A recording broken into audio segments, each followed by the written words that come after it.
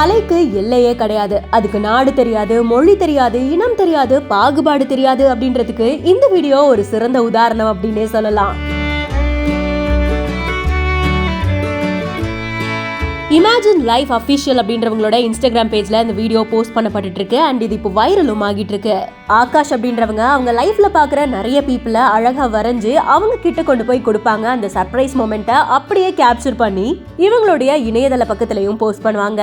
அப்படிதான் ஒரு ரெஸ்டாரண்ட்ல ஒரு குரூப் ஆஃப் ஃபாரினர்ஸ் உட்காந்துட்டு இருக்காங்க. அவங்கள இருக்கிற சில பேரை ஆகாஷ் அவர்கள் ஒரு குட்டி டிஷ்யூ பேப்பர்ல வரைய ஆரம்பிக்கிறாங்க. இந்த வீடியோல அந்த குழுல இருக்கிற ஒரு பெண் கிட்ட கொண்டு போய் அதை கொடுக்குறாங்க.